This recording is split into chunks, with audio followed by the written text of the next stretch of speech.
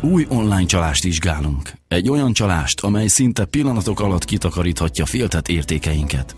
Azonban más csalásoktól eltérően itt nem valami sima beszédű szélhámos ver át bennünket. Vezető oknyomozó riporterünk Brian Ross riportja arról, hogyan is működik a dolog. George Rodriguez észak-karolinai házából volt szemtanúja az eseménynek. Valaki George jelszavát használva belépett az Ameritrade számlájára, és $60,000 értékben eladta George részvényeit. Tényleg nagyon sokkoló volt, ahogy a szemem láttára eltűnnek a részvényeim. Rendkívül felkavart. Rodriguez csak egy a sok 10,000 áldozat közül, akik vezető online kereskedő cégek ügyfelei, és a szemük láttára lopták el a pénzüket vagy megtakarításaikat a számlájukról. Valójában nem az számít, hogy mennyit lopnak el az embertől. Biztos, hogy óriási sokként fogja érni az illetőt.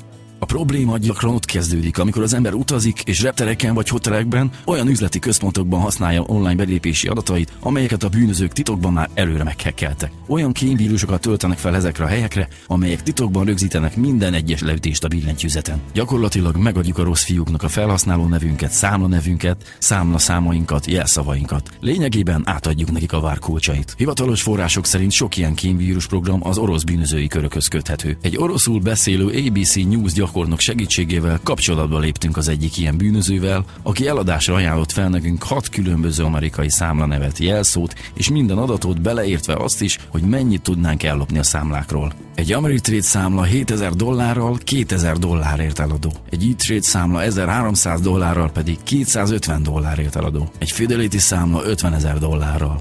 Mennyit kell fizetni, hogy megszerezzük az összes jelszót és számlanevet?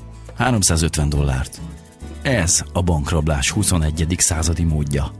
Eddig a vezető USA broker cégek kártalanították ügyfeleiket, azonban a katonaság és a közalkalmazottak magánnyugdíjpénztára most azt mondja, hogy törvény szerint nem kötelezhető erre. Vezető oknyomozó riporterünket, Brian Ross-t hallották. Nézze meg a videót az online adat és identitáslopás elleni megoldásról. Valaki épp most tudja meg az ön felhasználó nevét és jelszavát. Valaki most lopja el hitelkártya adatait és vásárlásokat bonyolít az ön kártyájával. Valaki most lép be az e-mail fiókjába és mindent lát, amit ön csinál. Mindezt anélkül, hogy ön tudna erről. Az online bűnözés nagyon komoly problémát jelent. Az ön által leütött billentyűket elkaphatta és rögzíthette egy lelkiismeretlen hacker. Ezt a fajta támadást kémvírus feltöltésével viszik végbe.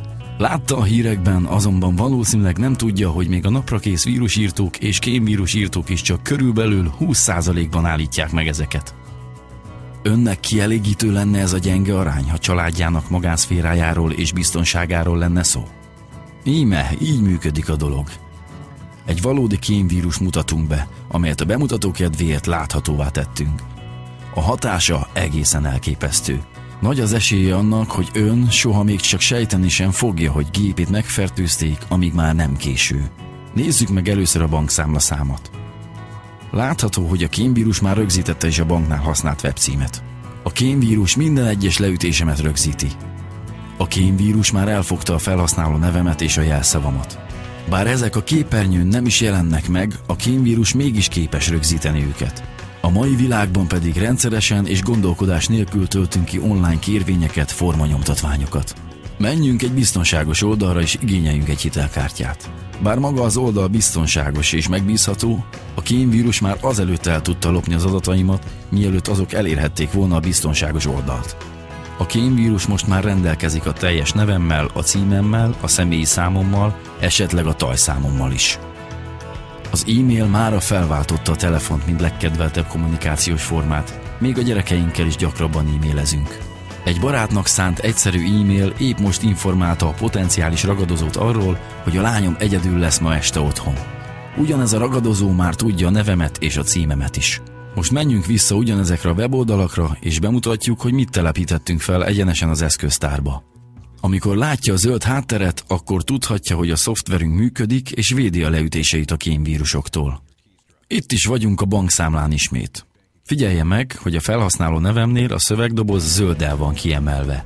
A titkosító technológia színkiemeléssel mutatja nekem, hogy mindent levéd és titkosít, amit beírok a zölddel jelölt szövegdobozba. Láthatja, hogy a kémvírus így semmi más nem rögzít, csak egy számsort. A felhasználó nevem és a jelszavam biztonságban van. A hitelkártya igénylőlap kitöltése közben a nevemet és a címemet, a személyi számomat és a TB számomat már a billentyűzet szintjén titkosítottuk, ezért teljesen biztonságban vannak a kémvírusoktól. A titkosító technológia teljes mértékben védi a leütéseimet.